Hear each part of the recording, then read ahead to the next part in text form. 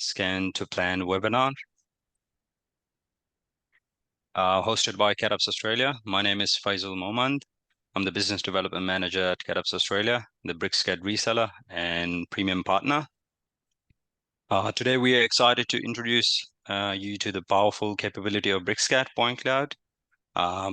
Whether you are an architect, engineer, surveyor, or designer, this webinar will definitely provide you valuable insight, practical tips on how to leverage Bricscad Scan to Plan to enhance your workflow and improve productivity.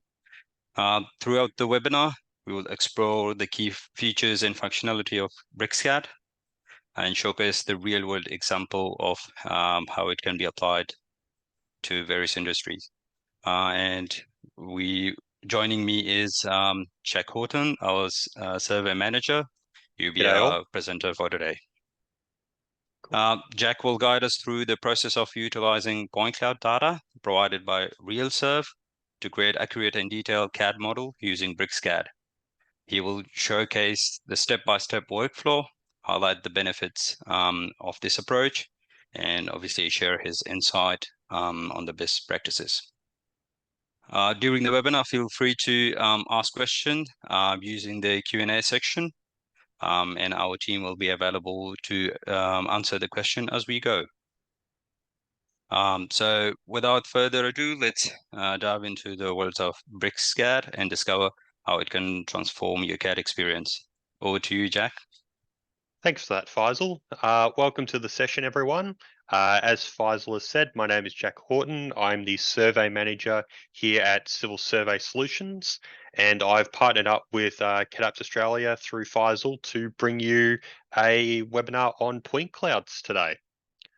So, first up, I just want to talk about the different versions of Bricscad that will be used. So all the functionality you're going to be seeing today in terms of the point cloud will be included in any version of Bricscad past version 22. Now, the ribbon has changed with V23 and V24, so you will have to keep an eye on the update notes that have been released, but you will see today all the functionality through Bricscad V23. Keep in mind that if you are wanting to work with a lot of the functions, you will need Bricscad Pro or later. Bricscad Pro will allow you to leverage the point cloud for surface outputs, so doing things such as surface evaluations and feature extraction.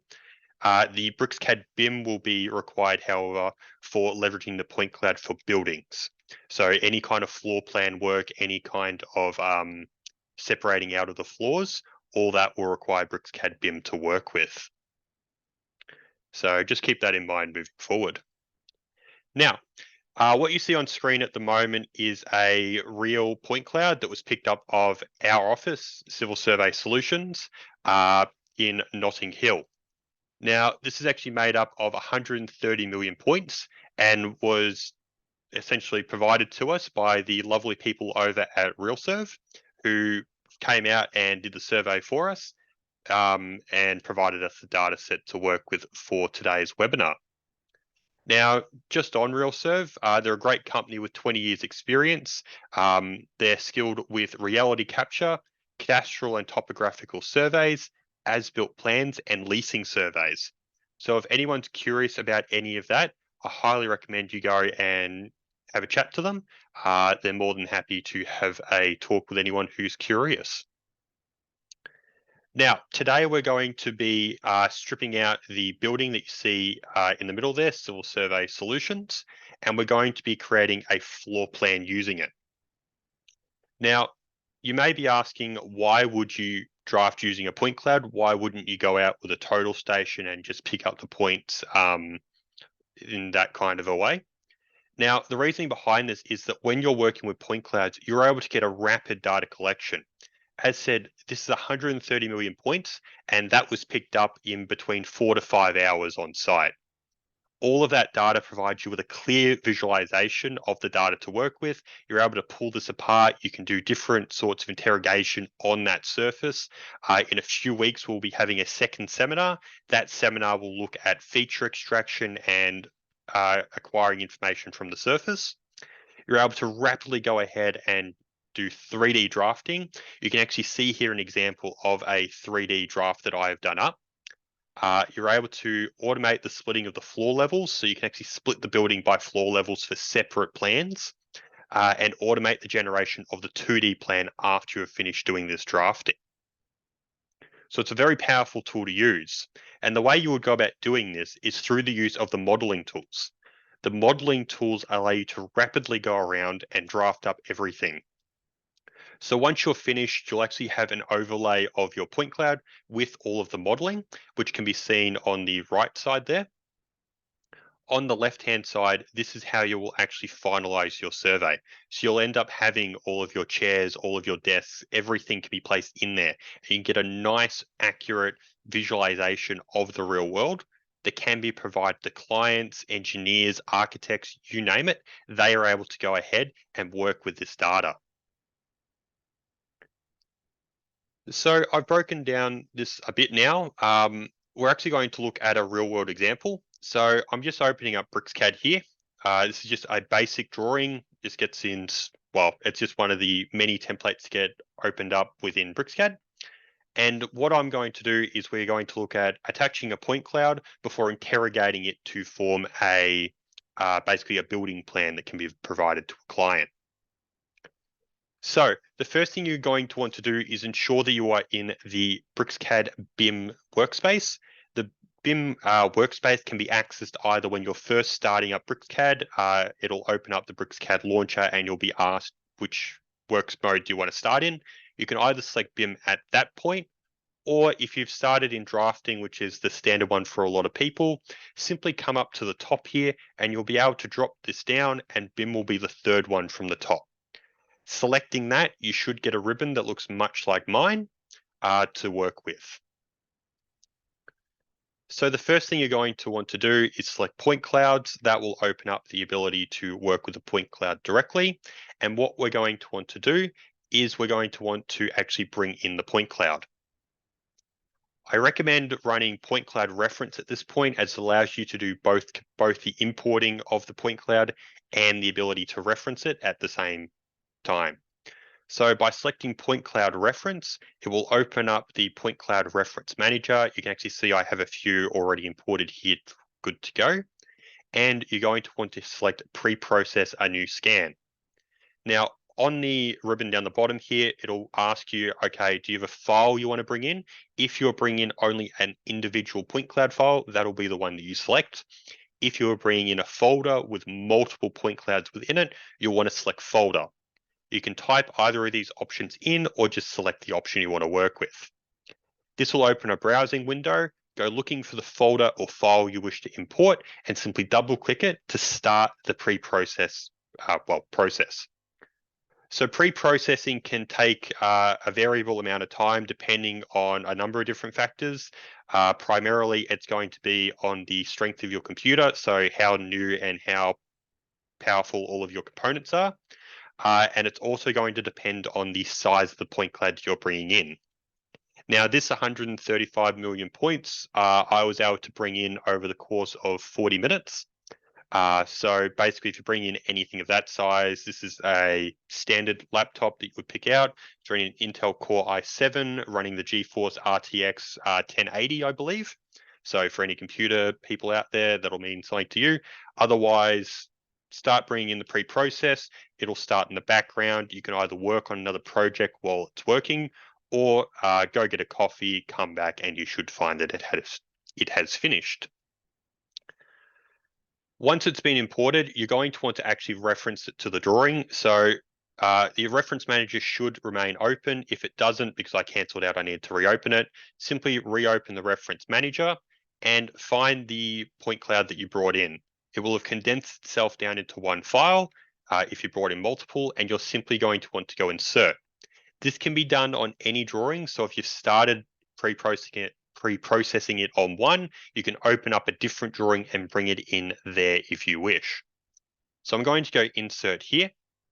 It's going to ask if the file wasn't coordinated, you will be able to coordinate it at this stage. Excuse me. You're also able to scale it or rotate it depending on what you want. In this case, I'm just going to leave it as default and go attach. So that's going to bring it into the database. If it doesn't appear on screen, simply double click your middle mouse button on your mouse, and that will run the zoom extents command. That will allow you to see the full extents of the point cloud that you've imported and be able to work with it. Now, to navigate around the point cloud, the best way to do it is through the pan, orbit, and zoom options. All three of these are controlled by the mouse with a combination of the shift key.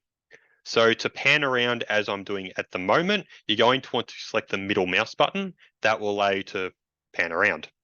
If you're wanting to orbit, hold the shift key and press the middle mouse button. That will give you the orbit controls. And the zoom is just simply scroll in and out using your mouse wheel. If you find that you're running those commands and the software is lagging to a degree, it may mean that your computer is not strong enough to load in the amount of points that are currently being shown. To lower or raise this amount of points, you're going to want to run the command point cloud point max. And you are able to bring this up anywhere between, so at the moment I have it on 20 million. You can go between 40 million and, 0. I recommend having it at about the 20,000 for a mid-range laptop. That's what I'm running at the moment, and it's very stable. As you can see, I'm able to move around and orbit fairly easily. So just a little bit of a tip there. If you find that the point cloud is fairly sparse, you can actually see over here, because the survey didn't extend to this, we've got a bit of ghosting going on here. It's only faint. You are able to increase the point size as seen here. This will actually increase the size of the points to give you a much denser looking image. You will find yourself, this gets set globally, so once you've set it, it will actually remain. You don't have to keep doing it over and over. I recommend once you've got it settled, just keep it on that. The point cloud adaptive display, on the other hand, will actually resize all of your points based on your level of zoom. For what we'll be doing today, I actually recommend having that toggled off, as it can cause issues when you're working with the internals of a building.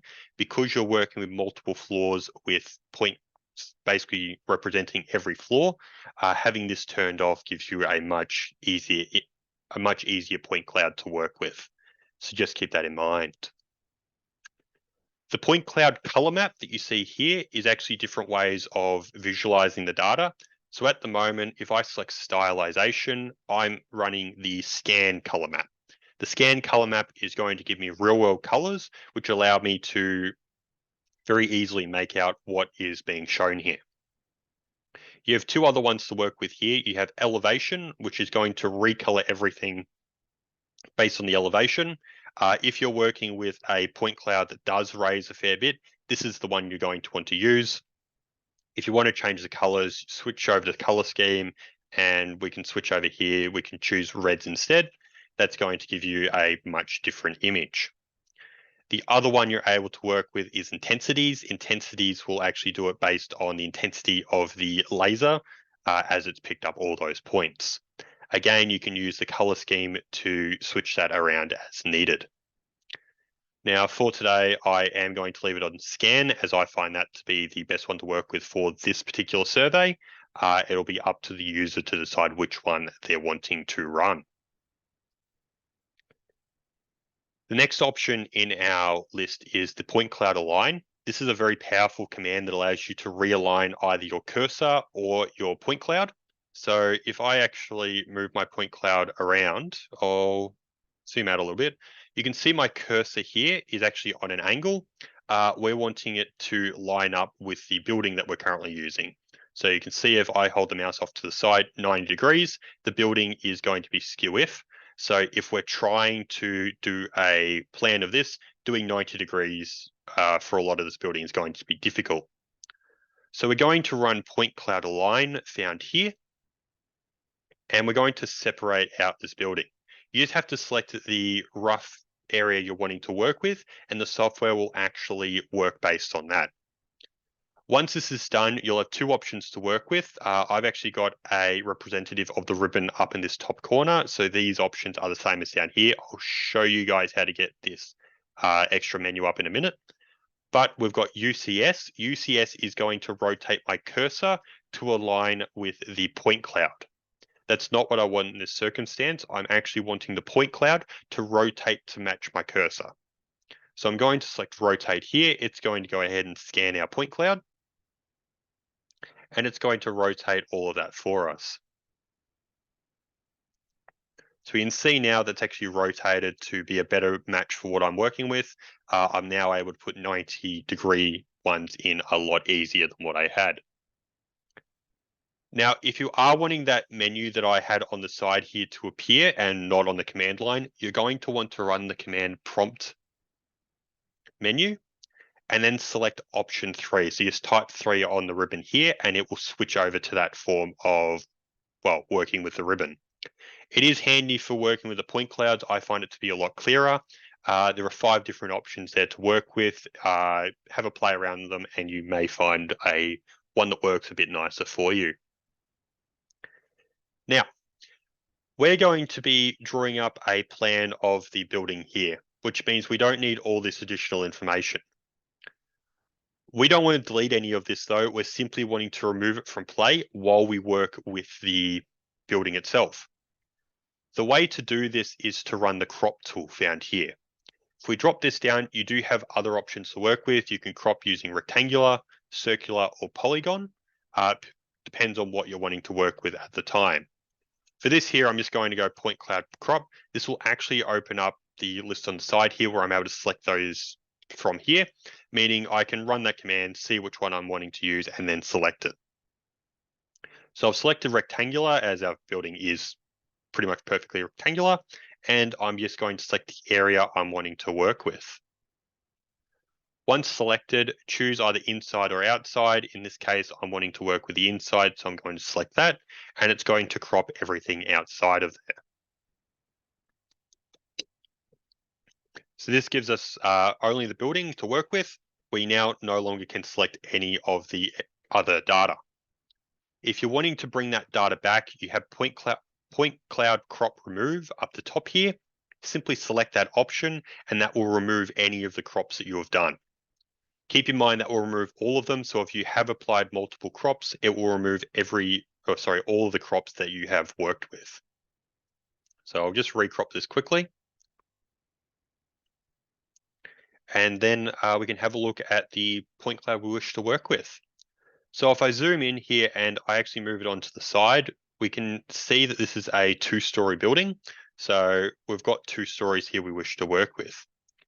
There are a few ways to work with this. You can actually get the ID, so the elevations of this. So ID point, which is a great way to get the elevations for your base and top. So you simply select those, write down the numbers, and then all you have to do is enter them at a later stage, which I will show once we get to it. The other way is to run the point cloud detect flaws, which will actually detect the flaws that we're working with. This will be the option that we work with today, and then we'll touch it up based on that. So let's actually go ahead and do that. We're going to run point cloud detect flaws. We're going to say full because we removed all that extra information. We don't have to worry about it picking up any of that. So we can just go full. If you have kept all the additional information, let's say you've got 2 different buildings you're wanting to work with, both of them being shown on screen, just use the selection one and select the area you're wanting to work with. But in this case, I'm going to go full. We're going to go yes. We can see here that it's already cut. Well, it's saying I'm going to cut through here. Is this what I wish to work with? We're going to go yes. And we've actually got over here now, we've got floor 1. So the software has gone ahead and it's sliced the building as best it can. And it's deciding, okay, we've only got 1 floor here to work with. You're going to have to take a look at it. So to take a look at it, we're just going to go up here to where we've got this little house icon and open that up. Looking here, you can see we have building and then it's only got 1 floor attached. We're going to manually tell it that we have 2 floors here. Earlier, I mentioned that you can use ID point to get the elevations. So what you would do is run ID point, or you could even run crop and get the elevations out that way. Get the elevations. We can see here that Z is -0.93. Do the same up the top. and just get the elevation of that second floor. So second floor is going to be 1.85. Switching back to top, I can then open back up the building icon here. We're going to add a second story. So we're going to select this option. Select the building and then select the story option. And that's going to create the second floor. We're now going to tell it what the elevations are going to be. So the first one has an elevation of negative 0.9, or floor 2 is going to be at 1.80. If I go back to floor 1 now, you can see we have a story height of 2.7, showing that that's going to be the total elevation going up of that floor. And then floor 2, because it doesn't end, it's just going to continue up, but we've split it for now. So if I actually select one of these options on the side here, let's say I select floor 1, it's cut out all that additional information. It's only going from the base that I selected, which was that 0.9, to the top, which is going to be that 1.8. We're able to freely move these now. So if I actually start moving this up, it's going to pull out all that extra information that I don't require. In terms of drafting, you're actually going to want to use this because we're going to be looking to add information to all of these walls. The way to do so, or the easiest way I have found, is to use these tools to cut out or color as much of the information as possible before you go ahead and start drafting. This is the same for floor 2. Once you're done, you would switch to floor 2 and you would do the same here. One thing you may have noticed is that we have these green orbs all around our survey. There are 2 ways to go about modeling the data. The first way is to actually select one of these orbs. That will open what's called the bubble view. And from here, you are able to use the command point cloud fit planar to draft up using this. So you would simply select all of the walls, choose accept after you've selected each wall, and you are able to draft up using that. If you select the wrong object, so here I have actually selected a box, simply go to decline and then select the wall that you're wanting to use. You will go around and do this for all of the walls, including the roof and any additional objects that you wish to add. Once you're done, you simply have to go enter. We'll close off the bubble view for now. I'll switch back to floor 1. And we should find that it's gone ahead and it's actually drafted in those walls as polylines for us to work with. Now, keep in mind, if you do it this way, because it's only working with the face of the face of the walls you're working with, it has no way of telling the depth as you're working from the bubble view. You won't get the width of the wall. It's only going to do the sides. You would have to go through and add the widths if that's what you wanted. But if you're just going for a quick way to get all that information in, this can be the way to do it. The other way to go about doing this is actually to go to the modeling tab found here, drop down quick wall, and you're going to go, drop down quick draw, and you're going to select quick wall. This is actually in my opinion, the easier way to go about this. So I'm just going to strip out all that excess information again, as I don't want to accidentally select it. And you're going to go ahead and just add this information. Just rerun that command quickly. So if you just hover in the space, you'll see that it's actually resizing my wall here based on what it believes to be the thickness. So it's going to automatically figure all that information out for you. You just have to place small little sections like this. We're going to come back to these later and we're actually going to redo these, not redo them. We're going to resize them so that they're matching all of the walls. This is a pre-step that you would run at the start and you wouldn't have to run after that. So coming around here, let's add that one in there. And you're just going to do these for as many walls as possible. At the moment, we're working with horizontal walls. To switch it to vertical, you just need to press the control key, and the control key is going to switch it to a vertical alignment. So I'm just going to get in there and just work through this as much as possible. I won't be doing all the walls for this particular one. I'm only going to do a few of them just to show you a few of the commands later on. But you can see just how easily I'm able to get through all these. Oh, there he goes. So you just go ahead and do those as much as possible. Once you've done up a number of these walls, there'll be a few that you're unable to get. It's unable to do them on the angle. It only works into ortho. So you'll want to come up to the top here and just select the wall option. And then we're going to add a few of these manually. So you're going to want to get the width of the wall first. So up into this ribbon command up here, we're just going to select width. And we're going to find out what the width of this one is. So 0.11, it's going to be the same for pretty much all of our walls here in the office. And I'm now going to press enter and start drawing. Oops. Click on wall. We're going to go width, select that width.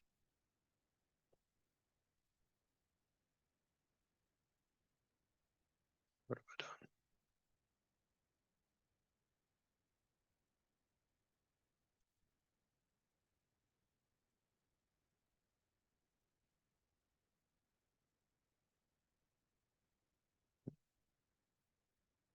Yeah, and then start drafting them. Sorry, I was selecting the wrong option there. You just have to select where the point is and you'll be able to draft. Now it's found that I've selected that 0.11, so the wall width is going to be using that. Again, you don't have to enter the entire wall, you only have to enter part of it. We're going to be using commands later on to connect all of these up. So create the wall section that you want. Once you're done, press enter and you're able to then keep moving on. So do up a few of these walls. So we've got one here, just select the point you wish to add it to. And we're just going to go around. I'm going to do the outside wall as well. So selecting here, you can see that I've already got it to go to the outside of this wall. If we press Control, it's actually going to switch to being the middle. Pressing it again, it's going to switch to the right side of where I have selected. So you can use that to quickly get around and do all that up. Once you've entered the command once, you don't have to keep going up to wall. Simply press enter again, and you'll be able to keep drafting up. So we only have to do small sections, as I said. I don't have to do the entire thing. And then once I have done the outside walls, all we're going to do is I'm going to select this one here, hover over, and that will bring open the quad. And we have a few commands here which are going to be very helpful for us. The first one is going to be this L-connect option found here. By selecting L-connect and then selecting another line we want to connect to, it's going to automatically draft up the rest of that line for us. Now, the building may not be using these triangle ends here, so you may wish to press Control, and that's going to switch around which one it's using. So you're able to customize which one here it's going to use. Once you're happy with your selection, just press Enter, and then we can press Enter again to restart the command, select the two lines we're wanting to connect, press Control to switch how the end of that wall is working, and you can get around the survey just that easily. Once you've gotten the hang of it, this becomes very easy to do. You just run around doing all of your edits, and then you're good to go. For your internal walls, you can use a combination of the commands found under Model. So in this case here, we're going to want to connect them up. So we'd run the L command again. That's going to connect those two walls. But then we want to connect this wall up to here. Now, instead of running L-connect, I can drop down model, and in this case, we're going to run BIM extend, and that will extend that line out. You've also got options in here for trim if you've gone too far and you're wanting to cut it back, or you can use slice wall, which allows you to cut off pieces of that wall quickly. And you would just come around and continue doing that. So in this case here, I would probably run the L-connect again. Probably switch it to being a wall like that, as you would connect these two up because you've got a door here, but you just run this one as an extend.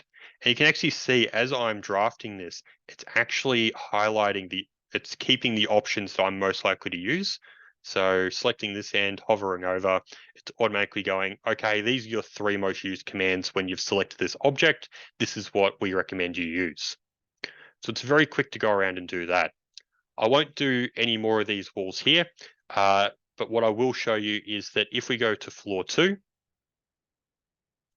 None of those walls are currently being shown. You're working with floor 2 now. You're not working with floor 1. None of the walls within floor 1 have reached that elevation we put in of that 1.8. So they're not being shown here. However, there are 4 walls that we are wanting to show on that elevation. And those are going to be the outside walls. So what we can do is we can go to these outside walls, and if we select them here, you're going to want to come up the top and select prioritize section of faces. It's this little icon up the top here. You're going to want to select that, select the face you're wanting to work with. It'll have this orange outline on it, and then you're going to want to use the push-pull command. By selecting that option, you are able to raise and lower the elevation of that object. So you're going to want to get a side-on view, and you're going to want to raise it to the top of the point cloud you currently have. So if I now switch into the second floor, floor 2, you can see that that wall now covers all of my floor 2 along with my floor 1. So I'm not having to redraft it again. I've drafted it once and that is enough. I'm just wanting to extend that elevation so that floor 2 can see it. So you would go ahead and do this on all of them.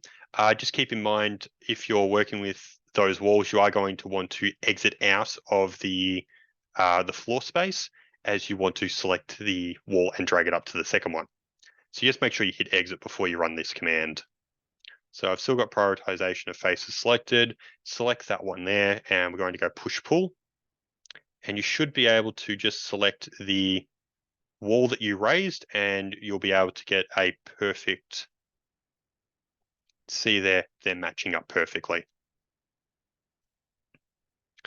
I'll just do these 4 walls just quickly, and then we'll actually open up a drawing that's had all of the drafting done, and we're just going to want to fix up a few bits and pieces. Yeah.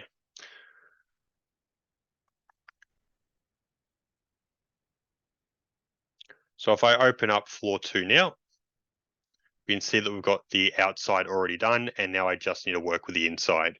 If you have shared walls for internals, you'll be doing the exact same for them. Once you're done, you can just save the drawing, and then what we're going to do is we're actually going to open up one that's already had all of this added in. So I'm going to open up this here. And if I exit out of my view here, you can see we've got all those walls drawn up, and you're even able to add things such as doors. You can add in your desks, your chairs, everything that you need to make this visually what you would expect. To add all of these features, all you have to do, we'll go to floor 1 actually, as we've got a nice open room here that we can add stuff into. On the side here, you have the library option. Open that up, and you have all of these options here, which you're able to use to add information. In this case here, let's go ahead and add in a new chair. So we're going to go furnishing element, and we'll add in one of these couches. So you can see it's actually opening up. You can see that we're actually snapping, we've got a little X next to our chair. That's snapping onto the point cloud. So if you're wanting to work with this, you simply have to find where you want to place it, select that option, and then it gets placed in. This also works for doors. You can see we have a number of doors throughout our survey. So if I switch back to furnishing elements, and we select on doors here, we have a number of options here to work with. If we work with door single swing, we can zoom in here, and you're able to place it. Now, if we press Control, he's not wanting to behave. If you press Control, you are able to choose which side he comes in on. Yep, so you can see I hit Control earlier, and that's now switched. If I remove myself from that door again and go single swing, you can see that he's now switched over. So you are able to switch those based on what you want.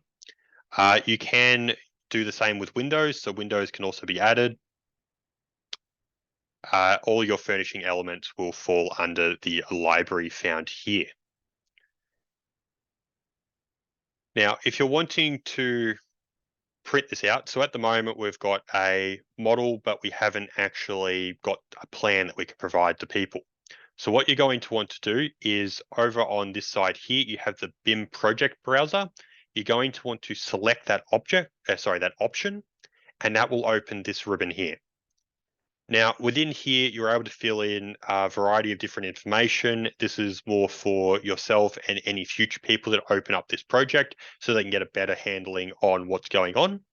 But the one that we're interested in today is going to be sections and views. And you can see that we have our floor plans listed here. Now, floor 0 is just the overall, we've got the rest of this information here. It's representing all of that. Floor 1 is representing, obviously, our floor 1 that we've seen here, and floor 2 is representing this one. So what you're going to want to do is select the floor that you're wanting to create a floor plan out of, right-click, and then you've got Create Sheets found here. Select that option. It's found that I've already created sheets before. We're just going to go OK to this. And then you're brought into this interface here. You're able to decide what sheet layout you're wanting to work with. You're able to choose what view scale you want to work with, and you just simply select the one that you want to work with.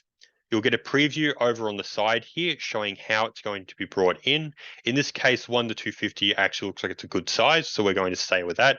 But if I drop this down, you can actually see we have a number of different scales to work with. These will be based on your drawing, so just keep in mind whatever your drawing has currently set, you're able to work with those. So I'm going to go create here. Once you've done that, I do recommend just coming in and going update now, and that's going to just ensure your sheets have been updated. We're going to right click on this floor 2 and go display view, and it's going to open that up as a separate drawing, some of you may have noticed.